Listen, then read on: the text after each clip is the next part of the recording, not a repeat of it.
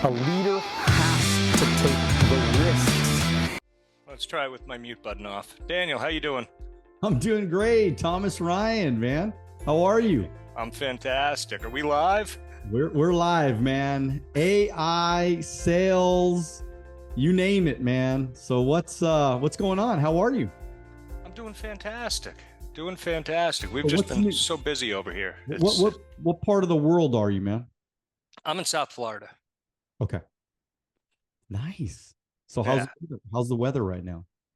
The weather's beautiful. I mean, I think right now we're at about 75 degrees out, something like that, and sunny. And nice. yeah, we just had a little cold snap where it got into the 50s at night for a while, but I can deal with that. Sweet, man. Sweet. Well, look, first of all, I just want to say thanks for hanging with us on Wealth on the Beach podcast. Excited to have you. And, so what, I'm just going to get right into it, man. I mean, what got you into AI and sales, and how does that all come together? And what's the best way to describe how that comes together? Sure. So I was running sales teams, and back in about 2002 or 3, I got pulled onto the project to help redesign the CRM at the company I was working at. So I started taking really a close look on how things worked, how they could work a little bit better, how to make and the CRM is really a sales system, right? So what I found was the big problem with CRMs is everyone hates them.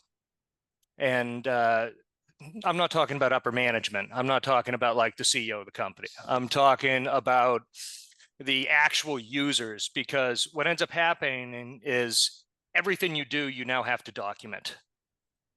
And for most of these guys, it's just an extra 30, 60, 90 minutes of busy work on a daily basis. So these guys would all hate it. So my initial idea was to build a CRM with everything hooked in. Your cell phone's hooked in, right? Every text you send is hooked in. Every email is hooked in. Every phone call is hooked in. And now when you're doing reporting, rather than have one system where you're looking at phone calls, or maybe you just have no idea what's going on, how many calls people are making, who they're calling, how long those calls are going, et cetera. Now that's right in your CRM system, right? Pretty much no one knows what's being done over text at businesses. Now that's right in your CRM. Emails, now that's right in your CRM. And what I found was businesses, we showed them this product and they're like, yeah, that's great. Where do I get my data? Can you guys just get me some leads? Right. So we kind of changed the business. We said, okay, people want leads.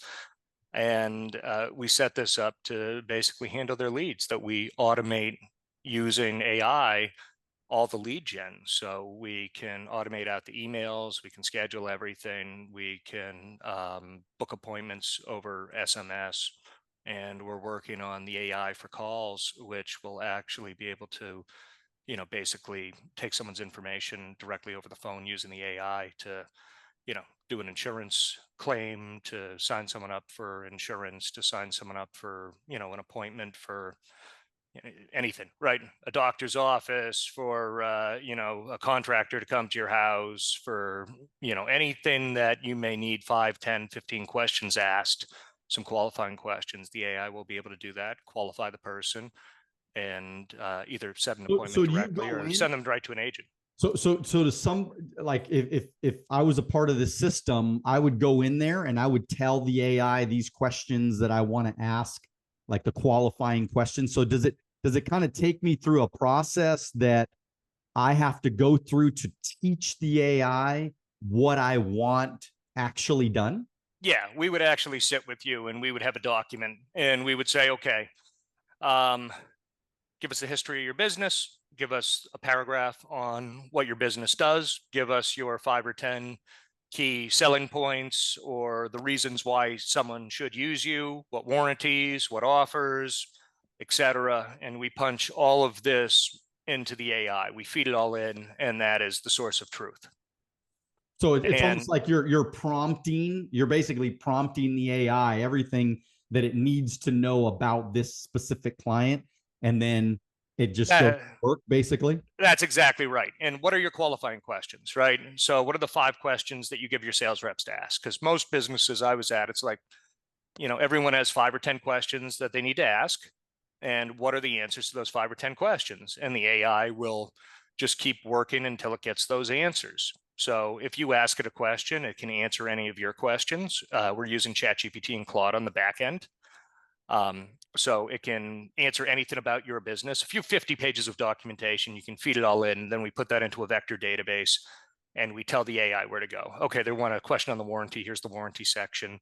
It goes, it pulls that data, and it'll be able to answer basically anything about your business. And it's not going to go off and guess. It's not just going to grab data from the internet. It's going to actually grab the data that we feed into it. But now you can make it like your best sales rep. You can put in literally everything there is to know about your product or service. Yeah, this is wild, man. I mean, what a whole nother world we're in. I mean, I've been in sales for over 25 years. And so this is a wild, wild moment we are having in the world. And look, I mean, just the fact that it can create so much, it could work for us. I mean, it's just a workhorse for us that allows us to not have to do so many of those little minor things that we're all used to doing all of the time. I mean, if somebody wants a simple question, why do I have to answer that question? Why can't I just have my assistant answer that question? And that's why I'm a huge believer, by the way. I was very excited about this conversation, Thomas, because I really believe in the technology, and I believe that this is taking us, and we're gonna have a great conversation because I want to know your ideas of where this thing's going and in the future of all of this. But let's be honest, man. If you are a salesperson, if you're an entrepreneur, if you're a business owner, you have to start understanding this technology because it's allowing you to have a more freer life. And I equate it like this. If you're a high powered business person with millions of dollars in budget to be able to pay assistants and pay people to do stuff for you, of course, out of our whole life, there's always been people like that, that they have, assistants that they pay $50,000, $100,000 a year that are doing everything for them. They're answering all their calls. They're qualifying all the questions that they're getting from their potential prospects, or just people that just have general questions or ideas to give them. They don't want to waste time dealing with those people all the time. Like that's not something they do. So they pay people to do that. So isn't it interesting though? And give me your take on this, because isn't it interesting that people look at ChatGPT or they look at AI or they look at all this stuff and they think it's cheating? No, it's crazy. If you're a high-powered sales rep, right? If you're at the top of your field, rather than take every phone call, rather than get every message, you can literally set up the AI to do the low-value work for you, right? To do all of the work that is, grunt work, for lack of a better word, the initial qualification, and do it in a friendly, conversational way. So people always talk about, like, what if it offends someone, or what if it goes off the rails? They did this with doctors already. And they said, as far as the quality of the answers, the AI gave about the same quality answers as going to a specialist. But as far as the bedside manner, the AI was about 40 points better on a scale of 1 to 100. Because it would take as much time as the patient wanted to answer questions. It would answer dumb questions. It would explain things. It would explain terms. It would say, hey, is there anything else you want to know? Can I give you any more information? And it blew the doctors away on what you would really think of as the human factor, because it wasn't like, I'm the specialist and I've been studying this for 40 years. Why don't you just shut up and do what I say?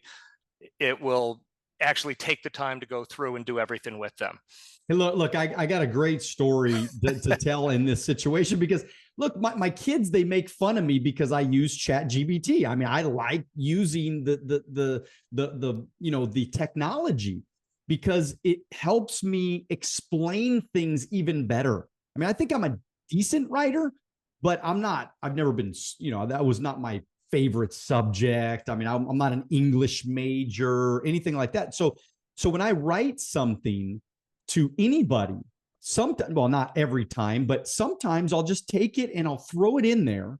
Like for example, there was a situation, somebody passed away and I wanted to send a really nice note. And so what ChatGPT does is it actually cleans up my idea, right? You still have to put the idea in there. I mean, it's not like, the ChatGPT is just figuring out what I want to say. It doesn't know what I want to say. I have to prompt it. I have to tell it my ideas, what I think, what I believe, what I, want to come across, my condolences to this situation. And of course, they're just cleaning it up. It just makes it sound so much nicer and cleaner and better. And in a lot of cases, a lot more sincere and a lot more direct and straightforward. And am I making any sense here? Oh yeah. I mean, for me, I know ChatGPT is a better writer than I am. And I think artificial intelligence is really the wrong name for this right now. Now, we might have a general intelligence at some point in time where it actually thinks up new ideas and new things. But what it really is the most advanced autocomplete ever designed. That it has read everything that has ever been written on the internet. And then it says, okay, someone is saying something about this. What are other things that look like this? And okay, here's 20,000 other examples. Let me put something together that uses those 20,000 examples. And that's how it works, right? It's wild. But could you go into more detail in that? Like, how does ChatGPT work? Yeah, so what they do is they have 1.7 trillion data points right now. And they've basically taken all of the content on the internet and they've scanned it all. And the reason that we're having this revolution now and not 10 years ago or 10 years from now is we finally have the processing power to be able to do it. And as that processing power continues to increase, this is going to get leaps and bounds better over time. So are you familiar with Moore's Law? No. Oh, So, yeah, a little bit. I mean, basically it says processing power for computers Right. doubles every 18 to 24 months. And this has been happening since the 60s or 50s or whatever, since they invented computers, that every year and a half, every 2 years, the ability of those computers has doubled. So what used to take a full room to send people to the moon, I now have, more power in my iPhone, right? Far and away more power. I think I have more power in my calculator when I was a kid than they did at the computer that sent the rocket to the moon, right? So the same thing's happening with AI, but it's happening every 3 to 6 months. Which, what does that look like? Well, that means 6 months, right? 5 years from now, if it's doubling, it's 1,000 times more powerful. What's it going to look like at 1,000 times more powerful in 5 years? And it's 1,000,000 times more powerful in 10 years. And I think, kind of getting back to my point of having an assistant, it cost me $20 a month. I mean, at least in using ChatGPT 4.0 or whatever it is. Yep. I mean, I have an assistant for a couple $100 a year versus $100,000 a year that can write better, probably than that person that I'm paying $100,000 a year to be my assistant. I can ask it anything. I mean, I used it. I own a commercial property and I, rented it, I'm leasing it out. So there was a couple of things that the lawyer, it was late at night and I wanted to know some answers. So I just went in there and I asked it all kinds of questions. And matter of fact, I took the whole contract, I stuck it in the ChatGPT, and I'm like, just tell me if there's anything I should worry about or any challenges with this contract that you think. And boom, boom, boom, boom, all these different ideas and all these different things that I didn't see on the first.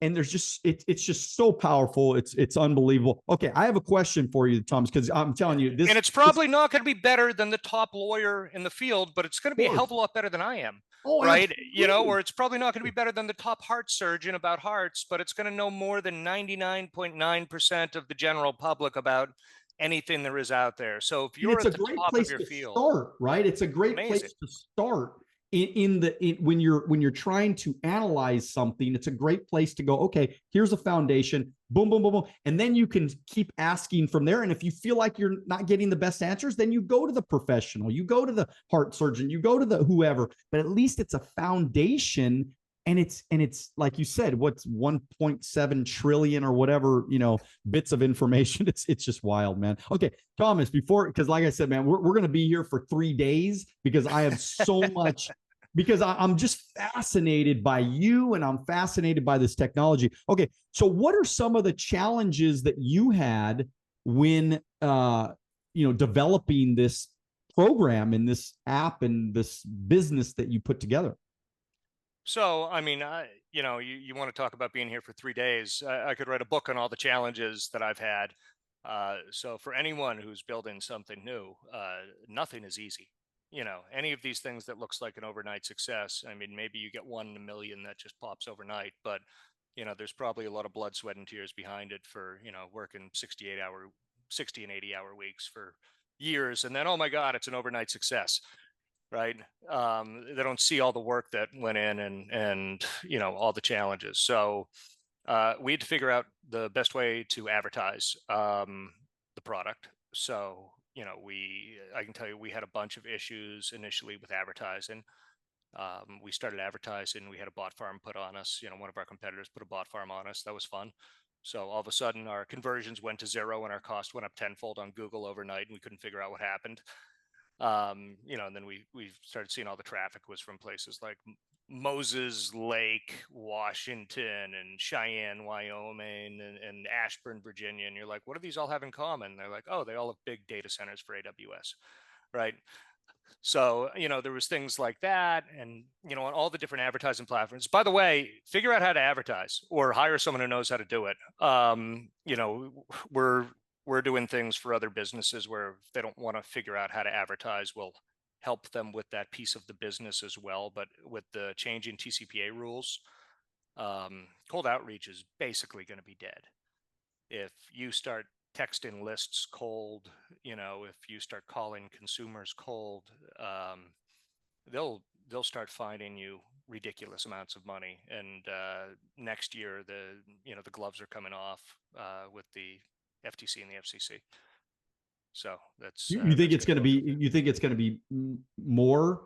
Oh my God. So basically there was a loophole. So it used to be that if you filled out a form online, right, they could call you from that company. What everyone assumes, I fill out a form for XYZ business can give me a call. But not only could XYZ business give you a call, if they have in their terms and conditions that they have data partners, they can then provide that data to their data partners. So your lead might be resold 1,000 times or 100 times to different people. And then, okay, it's 30 days old. Now we're going to set it to another group of people. It's 60 days old. We're going to sell to another group of people. It's 90 days old. We're going to sell to another group of people. And if you're not on the DNC, they will keep reselling that data for a year or so. And your data might go to 200 different companies. So you just keep getting calls out of the blue. You keep getting texts out of the blue. And technically it's legal. Well, they've just closed that loophole and it goes into effect February of next year. And once that loophole is closed, now it's going to be pretty cut and dry. I filled out a form for XYZ company. If I get a call from anyone but XYZ company, it's a violation. And they're going to start charging, depending on where you are, $500, $1,000, $1,500 per violation. So if someone's like, oh yeah, you texted me 10 times, and then they get the data for your company, that lawyer, and they say, well, you also did this to 10,000 other people, right? So let's see, you sent 1 million texts you weren't supposed to. Why don't you just cut us a check for $500 million? And I mean, they're going to start coming after people. They're going to come after people guns blazing. Yeah.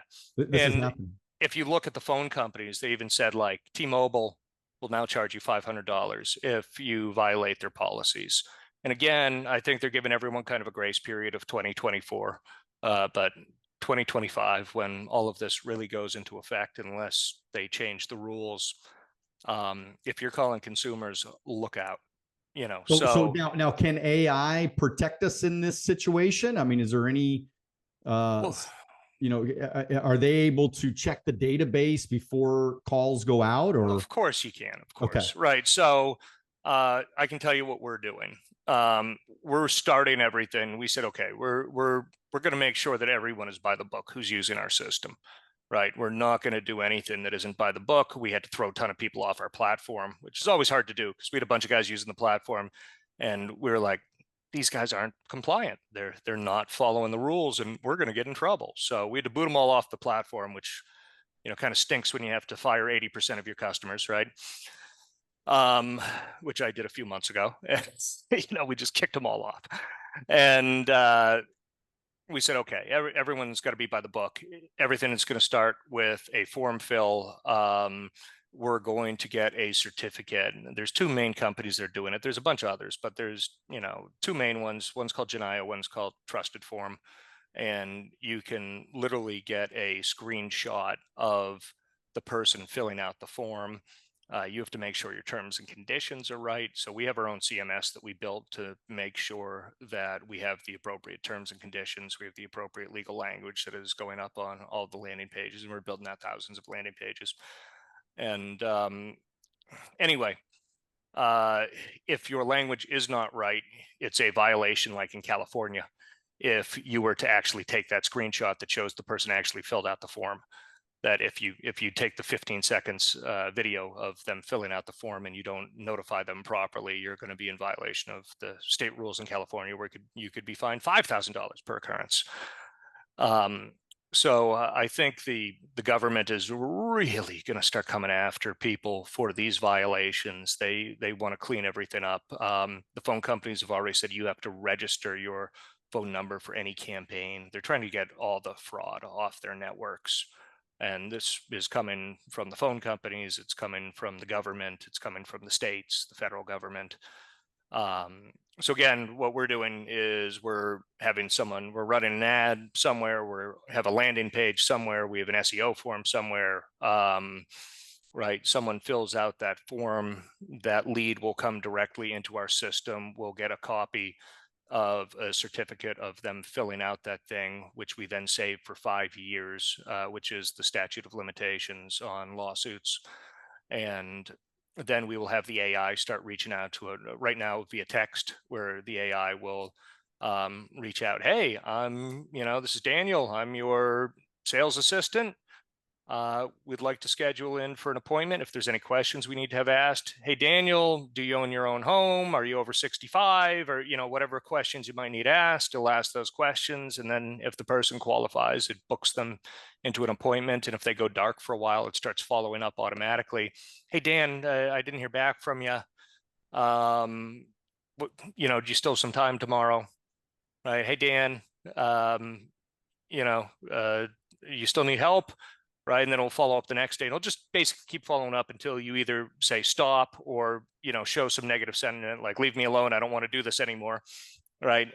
And the AI knows when they say something negative or they respond back negative. So it kind of knows that, all right, maybe I should stop dealing with this person. If the AI picks up negativity, it'll stop.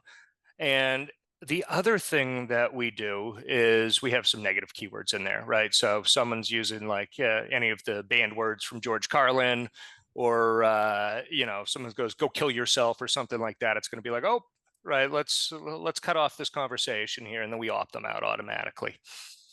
So I love it. And we run it against the known litigant list, and we run it against the DNC on some of the stuff. And anyway, all right, I want to get your thoughts real quick, because this is a big subject that people are talking about when we're discussing AI. It's getting rid of AI is replacing human jobs. 100%.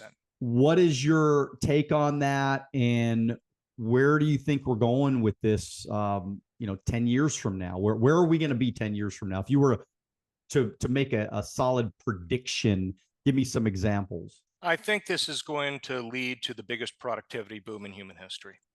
So if you go back 200 years ago to the founding of the country, everyone worked as a farmer pretty much. You had something like 90% of the adult population worked in farms. And if you told those guys, hey, today, 200 years in the future, only 5% of the people are going to work on farms, they'd say, oh my God, this is going to be horrible. 85% of us are going to be unemployed. We're going to have nothing to do. right? There's just going to be nothing for any of us. And I think this is kind of the same thing with AI.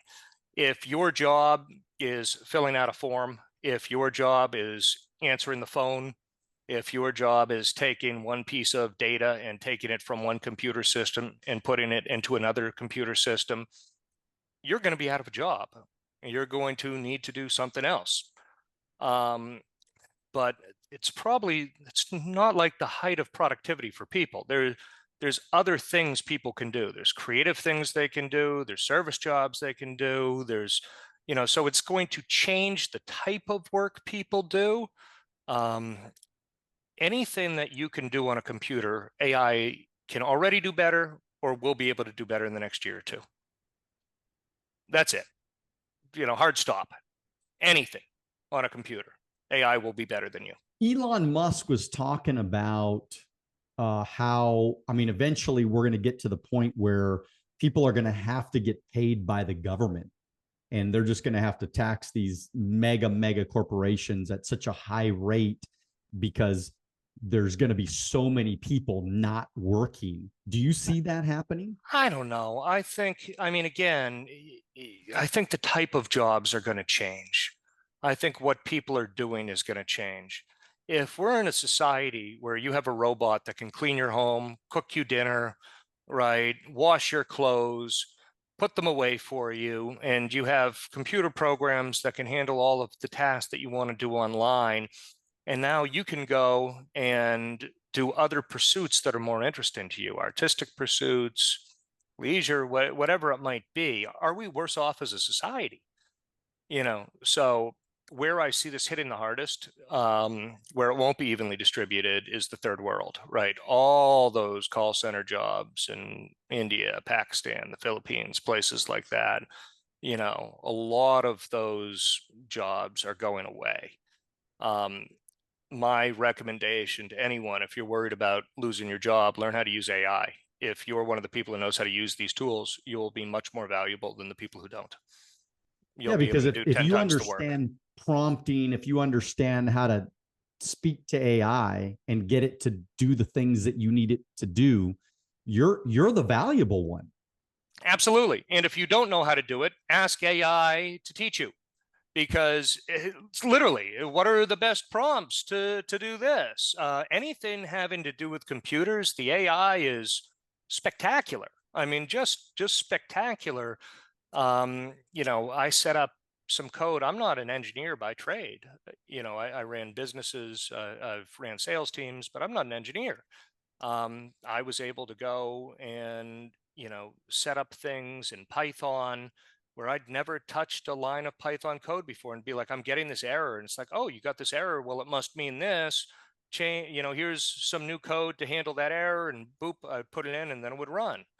Right. So, right now, if you just have ChatGPT and no coding experience, you can do as much as a senior engineer who's about average. Now, you're not going to be better than the best guy on earth, right? But you're going to be as good as the average engineer with 5 or 10 years of experience just using the tools. And companies have even said, we're finding that the junior engineers are now as good as the senior engineers because they're not afraid to use AI. They don't look at it like, if I use one of these tools, it's going to hurt me. Well, again, I think it's just people think it's cheating. People don't realize, really, they think it's cheating. They're like, I'm not going to use AI because I got to use my own brain and I got to figure this out. Even though it's going to take me 3 years to figure it out, I got to figure it out on my own. Is it the human ego? I don't know. This is like saying I'm not going to use a calculator, right? I want to do a math problem, and we're dealing with hundreds of figures, and they're all 7 digits long, and you want to calculate everything by hand. Put it into a spreadsheet and do some formulas.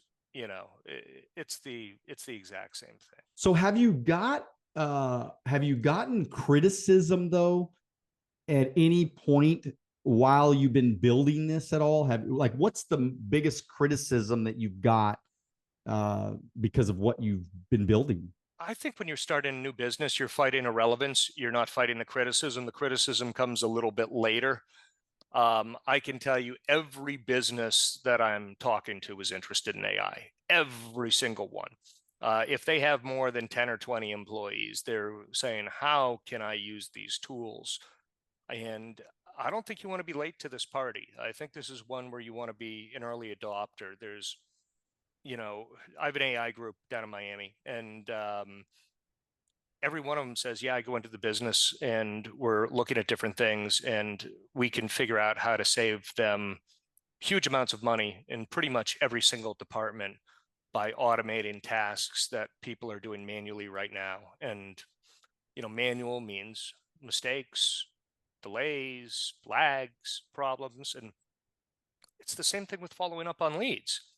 If you get 100 leads a day in, right, and to get those guys on the phone, you need to contact them 10 times on average, right? Well, you need to do 30,000 touch points in a month. Who has the time to do that? It's not that people are lazy and they don't follow up because they're lazy. It's because it's literally time prohibitive. And time is really the only finite resource that's out there.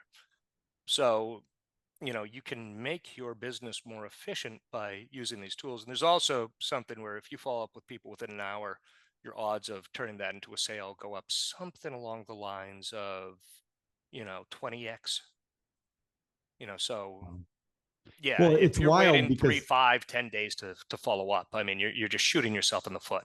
yeah, I mean, it's just wild to me because again, I've been in sales for over 25 years, and I just remember, writing down in my little notepad, writing when I would prospect somebody, because I'm in a recruiting business. We have a financial services organization, 1,500 licensed agents, and our job is to recruit and train and develop, and we work a lot in the warm market lead area, and just through the recruiting and training and developing other people, and it's wild, man. I mean, I used to sit down, I'd meet somebody, I'd write their name. I remember I used to always have my little Mont Blanc pin in my shirt.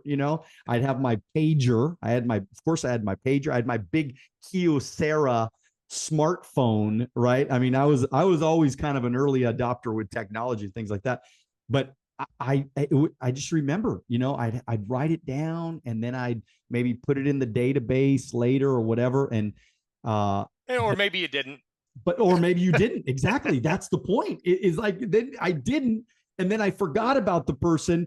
And then 3 months later, I'm You're going through your sheets of paper on your desk trying to find it. Yeah. It's like, so explain to me how this is going to help me if I'm in that situation. Because by the way, a lot of people are still there, by the way. So how does this help me? How does your company help me? Well, I mean, the first thing we do is we automate everything. We make sure that everything gets off of sheets of paper and is an automated process. Where what I found is managing people, you can set up the process, right? And then you follow up with them a week or two later and you say, how many people have actually followed this process to a T? And the answer is almost none of them. And then you have to check on the stuff all the time. And, if you hire very smart people, it might be a little bit better. But, typically what you find is the problem is someone takes shortcuts because it takes a long time and they're trying to focus on revenue generating activities. If you're dealing with salespeople want to be making money, right? They want to be talking to top prospects so they can make money. They don't want to be doing busy work. They don't want to be sitting at the office till 8 o'clock at night, to spend the extra hour or two at the end of the day, putting everything they did during the day into their computer system. So this automates everything. It tracks everything. It makes sure that all the follow-up is done by the computer. So the high value work, you can focus all your time on that instead of doing the $10 an hour stuff. That's powerful. That's powerful. And in your opinion, what is going to be the next breakthrough in AI or just technology in general? I mean, I think in AI, to me, where we are with AI is kind of like when the internet came out. We're still on Mosaic. We're using 14.4 modems right now, where everything's, you're hearing that sound in the background as it's calling the computer and it's taking 5 minutes to load up an image, right? That's where we are with AI right now. As they increase the processing power, first off, we're going to see everything get fast. Everything's going to be almost instantaneous. It's going to be like a Google search that you click go, and as fast as your brain can comprehend, you have the answers there. So, I mean, that's going to come over the next couple of years. And then they're going to have very specialty curated databases for this stuff. So they'll have all the legal rules in a legal database by state, right? They'll have all the accounting rules. They'll have all these specialty databases that have curated information, because one of the big things with ChatGPT is it doesn't really think, right? It doesn't say, which source should I use? So Google, right? Google uses backlinks. That's how it tells, well, who should I trust? Let's trust the source that has, 1 million backlinks over the source that has 2, right? And that's how Google figures everything out. And then everyone tries to game it, right? And now it has a rating as well as the amount of backlinks you have as well to say what sources should we trust. Well, with AI, it has the same problem, except they haven't really solved it yet. So what people are doing is they're going to curate specialty databases to make sure that, hey, if I'm getting legal information from this, it's not going to just make something up. Because occasionally, because it's autocomplete, well, it'll just complete something that looks real but doesn't exist. So there's actually been a couple of lawyers who have been disbarred because they just had ChatGPT write everything for them, and it just made up some legal cases, and everything looked fine, but it was wrong. And we would try to do it for a while with like phone numbers and stuff, add a person's email or phone number, and if it couldn't find the right source for it, it would just make something up, and it looked like an email or it looked like a phone number, but it didn't go to the right person. It didn't go anywhere. So the more you play with it, you realize it's not really intelligence. It's more autocomplete, at least at the moment. That might change so over the next couple of years. So what you're saying is there's going to be, so this whole technology is going to, like right now, people are building basically databases for, if you want the best legal ChatGPT, artificial intelligence, if you want the best legal advice, if you want the best, whatever lawyer that you could possibly medical, engineering, technical, whatever. Yeah. It's going to have all the best practices. So that's happening on one side. The processing speed is increasing dramatically. So Sam Altman right now is invested in a chip company that's supposed to have chips that are 10 times faster, or 100 times faster, specifically for AI, which again will solve a ton of the problems. What company was that, by the way? I forget. It's one that Sam Altman has invested in. So okay. The OpenAI guy, Mr. OpenAI has invested in this, and I'll put my money behind whatever Sam's doing. Oh yeah, absolutely. No, that's I'd like to get it. I'd like to get in on that investment for sure.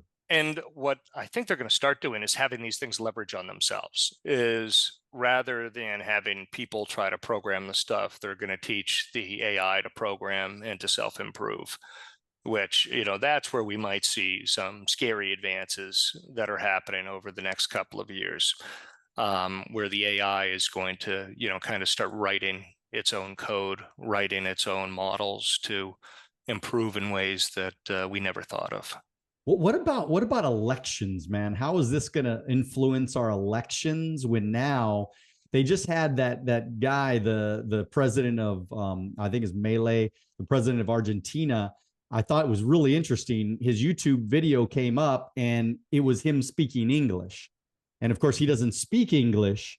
And so he does his whole speech at Davos or whatever, and it's all in English, and his mouth is moving correctly, and it's him on stage. And, you don't really know whether or not what he's saying is really what he was saying. Yeah. But you take it at face value. Now, I mean, you could basically make anybody say anything, anybody do anything, and it's their likeness. That's correct. In their voice. And their voice. So we use 11 labs. 11 labs, you can clone any voice. So you can clone Trump, you can clone Obama, you can clone Steve Buscemi, right? You pick an actor, pick a famous politician, pick whoever, you can clone their voice, and then you can make it speak in pretty much any language that you want. With video, they're taking it now where you can expand out the room and it'll guess what the rest of the room looks like based on, a billion other rooms that has looked like, or whatever the rest of the background looks like based on a billion other backgrounds that is seen. So it'll just kind of start auto completing everything. They're doing it for video now. There's some things that are out there for video. The video isn't quite there yet, but if you look at Midjourney, 2 years ago, Midjourney, kind of the earlier version, was out, and the pictures look terrible. And today they look photorealistic down to the strands of hair, down to the hair on your face, right? Every eyelash, every eyebrow, like not like you can see the individual things. It looks photorealistic, where it looks like I took it on a high-powered, iPhone or something, and you just can't tell it's not real. That's going to happen for everything. So is that scary for you? I think we're in the post-truth world. I think unless you see it with your own eyes, you can't believe it. And even then, you got to be a little careful. If you see it in front of you, like something blows up and you feel the heat and you're like, maybe it's real. But yeah, I mean, they can clone anything. So I actually did a few videos on this. I can have some worker bots that I create, give them a personality, and have them start spitting out tweets, or have them start spitting out, articles or whatever. You can make, for all intents and purposes, an unlimited amount. You could make, 1 billion a day with a little bit of cash behind you, right? So you could overwhelm any medium, right, that's out there. If someone was organized and smart and had some good technical people, you could overwhelm any medium with the type of information. If you wanted to say Trump was evil and bad, you could put out 10 million articles a day saying Trump is evil and bad. If you want to say Biden's evil and bad, you can put out 10 million articles a day saying Biden's evil and bad. And anything he did, you could have 1,000 people comment that it was terrible. Anyone who said he's good, you could have 1,000 people comment that it's bad, right? So that tech exists today. The fact that it hasn't happened yet, I'm actually a little surprised, because they can do that right now, and they can clone any voice, and they can clone any face, and they can do a video, and they could have a picture of you going and kicking a dog somewhere and slapping a baby, and it would look like you and it would sound like you, and you might lose your job for it, and you'd be like, hey, this was fake. And then you find out after the fact that oh, maybe they doctored this video, or he wasn't here supposedly when this happened, or it never existed. But by the time your reputation has been destroyed and your career has been ruined, it doesn't really matter, right? Well, they had Trump. I mean, I saw the pictures of him getting arrested, and like then running free. Yeah, he's like. Did you see the one of him crossing the Delaware, and the ones with him fighting in the Coliseum and all the other things? Well, I didn't. I don't think I don't know if I saw that one, but this one was real. I mean, this one looks so real. Where he was getting arrested, the policemen were taking him, like he was outside in the street, and he's getting, his hands were behind his back. I mean, it was so real. If you were just some idiot and just believed it, you're like, wow, they really arrested Donald Trump. You know what I mean? And it's just a whole nother level of world we're living in right now. And it's fascinating to me, but also scary, because now, like you said, you don't know if anything is real anymore. I mean, wait till it gets 1,000 times better. I mean, look at even on Instagram. Yeah, exactly. And look at on Instagram. I mean, there are photorealistic pictures of people that are not even people. I mean, I have a pretty decent sized account, so I get a lot of just weird followers, I mean, just weird stuff, weird people are following me. But from time to time, I'm getting these pictures of like this really gorgeous, beautiful woman, and like, hello, how you doing? You know what I mean? And then, you just have to look at, if you really, I know what these things look like, but if you look at the picture, you're like, all right, that's not even a real picture. It's not even a real human being, but it looks so realistic. It's crazy. Yeah. So my headshots are all AI, right? Like they asked for headshots, and I didn't feel like, going and hiring a photographer and getting them done. So I just had all AI headshots done, and It's no one great. has commented, are those real or not? Like, they just look real, and we use them. I love it. I love it. I have a friend in my AI group, and he's doing OnlyFans models. And it's all fake. It's all computer AI generated. Uh, they're And also is he doing, making money from that? oh yeah, This is crazy, man. there's another Absolutely. thing that they're doing is fast fashion, right? They'll come out with a design for like a dress, or they'll come out with a design for some piece of clothing, and they'll put it on digital models, and they'll put it out there, and they'll start taking orders, and they'll see what's a hit, and then they'll know, hey, this is something that we want to mass produce or not. But they'll do that with AI models before the clothes have been produced. Unbelievable. So they have, pictures of clothes and pictures of models, and they put it out there, and people are like, oh, does this resonate with, with people? So yeah, I mean, and that's today. That's today.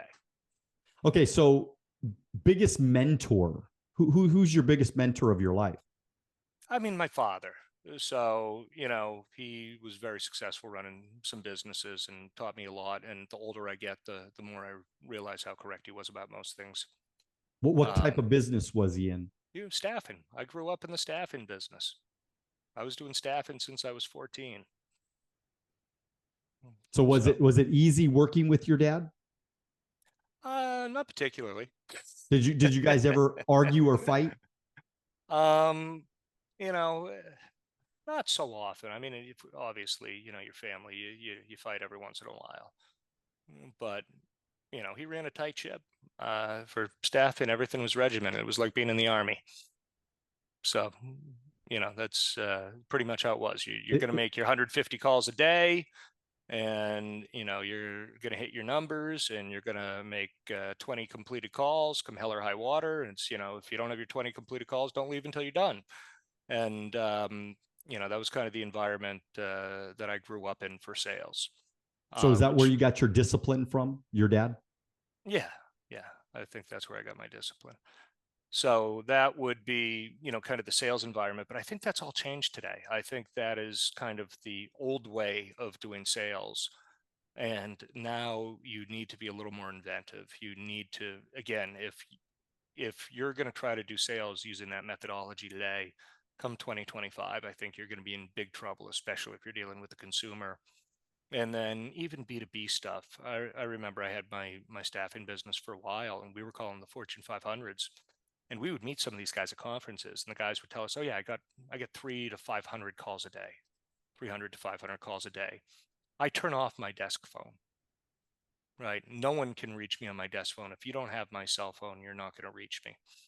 Now, I have really good identity management. I can get anyone's cell phone in America pretty much. I mean, maybe not Obama or Trump, but like, pretty much anyone else. But even then, if you call these guys, you can still get in trouble. So you're really going to have to be careful on how you do it going forward. Advertising is going to play a huge, effect in this, which is probably pretty good for the social media companies. It's probably going to be pretty good for Facebook, pretty good for Google. So can I mean, at this point, I'm just wondering if this technology is available because I just thought about it right now. Is AI able to start uploading for me? Like, can it upload to my Twitter, my Instagram, if I program it, what little things I wanted to say, what I wanted to do? Does it? 100%. And there's a tool out there. If you take a look, right, if you Google it, you'll find a tool that will be able to go and have AI write your tweets for you. If you're looking to do SEO articles, you'll find a tool that is going to be able to write your SEO articles for you. It might not be the best tool, it might not be the best articles, but it'll be serviceable. And these things are in their infancy. So for anything you want like that, there's a tool out there that already exists. We're building out those capabilities. We haven't done it yet, but we're going to have those capabilities within Bigly as well, to be able to go and, put any sort of responses on social media.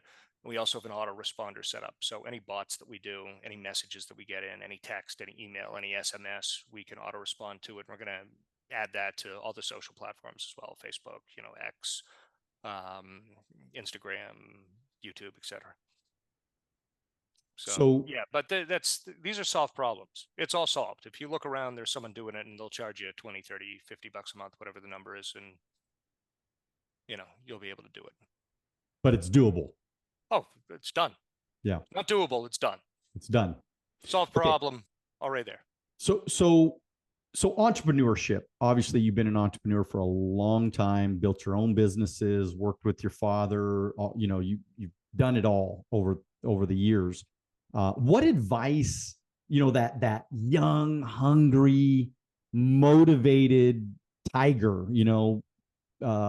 salesperson, entrepreneur, they want to change their life. What's maybe one or two pieces of advice you could give that person? So the first advice I'm going to tell everyone right now, I think the most valuable advice on the planet is go learn these AI tools. Go learn them. You will be more effective than everyone else you know. You will be able to do 10 times the work. Ask it how it can solve a problem for you, right? If there's something that you're trying to do, you can probably do it in a fraction of the time with a fraction of the effort if you just learn how to use these tools, right? We're talking about something today. We're working with a client and they're in, a quarter of the country. And they gave us here's our 7,000 zip codes that we're working with right now. And they're like, oh, just give it to, ChatGPT and get a list of every city that encompasses those 7,000 zip codes, or every county that encompasses those 7,000 zip codes, right? You can give it manual things like this, and it will do that work for you. Now, again, maybe you can't do it 100% of the time today. Maybe it's like, oh, that's too much work for me. You're not paying me enough money, right? But within a year or two, again, there's nothing like that it won't be able to do. So that's number one. Learn the new technology, play with the new technology, embrace the new technology. You're either going to learn the new technology or you're going to get replaced by someone who knows it. That's number one.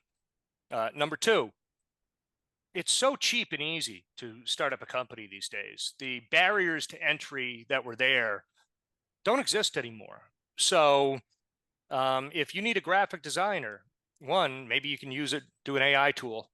But if you don't feel you have the time, the effort, the desire to learn graphic design, go to Fiverr, go to Upwork, hire someone for $50, have them do it for you. And you can do that for pretty much anything under the sun. There's no-code tools like Bubble. I don't know if you've heard of Bubble.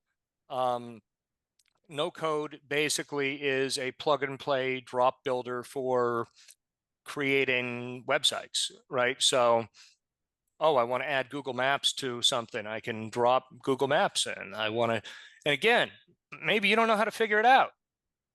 Go to Fiverr, go to Upwork, right? Pay someone a couple $100 to set up that Wix page for you, to set up that WordPress page for you, to set up that Squarespace page, or if you're doing something a little more complex, to set up that Bubble page for you. I mean, all of this stuff, we're talking a couple $100, right? You give it to someone who's offshore, who does this full time. For me, when I'm hiring, I'm using Deal right now because I like full-time employees where they work for me and, they're not working for 10 other people. And I'm using this company called Deal, DEEL, deal.com. It's one of the fastest growing companies on earth. They're like ADP globally. I can now hire someone in India. I can hire someone in Pakistan. I can hire someone in the Philippines, and I can pay them directly and have them work with me. There's communication tools like WhatsApp. I can make free phone calls anywhere in the world, video calls, right? Just like the iPhone, whatever the hell they call it in the iPhone. FaceTime, there you go. But I can use WhatsApp to do the exact same thing for absolutely free and talk to someone anywhere in the world. So with all these tools now, we can be on a Zoom call. I have no idea where you are, Daniel. I assume by a beach somewhere. Newport Beach. Newport Beach. Yeah. All right. So, I mean, again, you could be in Timbuktu, right? As long as you have an internet connection, it doesn't matter. So think all kind of the excuses people have kind of gone away. I would start on something, test and iterate. That's the other big thing.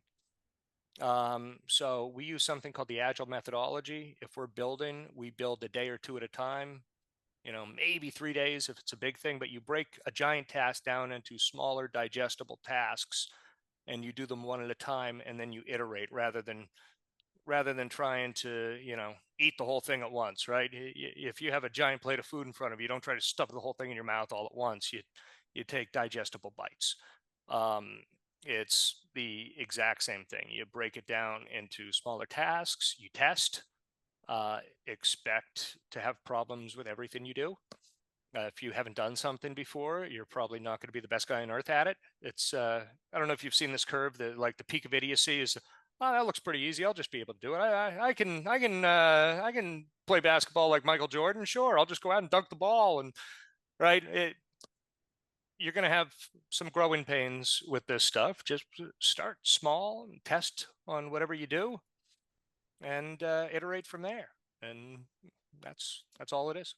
Yeah, I think people forget that, even with technology, even with anything that you're trying to accomplish, you're going to have to put in the 10,000 hours. You're going to have to put in that effort and that time and that discipline of getting up every day. You still have to prompt ChatGPT. It doesn't read your mind yet, which I'm sure that's coming in the next version, but they actually think it can kind of read people's minds, I'm that sure it's seeing what brain waves look like, and now it can look at you through sensors, and it can look at your brain waves, and it can basically think of what you're thinking. It knows what you're thinking because it knows what they look.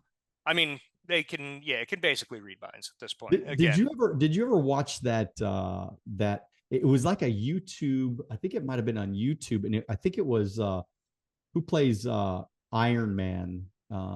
Tony Stark. I know who you're talking about. Yeah, Tony Stark, the actor, right? So it was a YouTube documentary, and they were talking about the future. Robert Downey Jr. Robert Downey Jr. Did you ever watch that documentary? I have not seen the documentary. Yeah, I think it's hard to find on there, but anyway, it was very, very interesting because again, they were talking about 50 years from now, 100 years from now, 200 years from now, 300 years from now, like what was going to happen in the future. And one of the things that they had, what they're predicting is we are going to have chips. You're going to have a chip in your head. I'm going to have a chip in my head, and we could just read each other's minds. We don't even have to talk. We could just, read. Now, I don't know how real that is or how practical that is. Elon already has chips in monkeys. Yeah, absolutely. He has them in monkeys. The technology's there. They can put a chip in your brain to have it move an artificial limb right now. Absolutely. But they just want to make sure it's not killing people.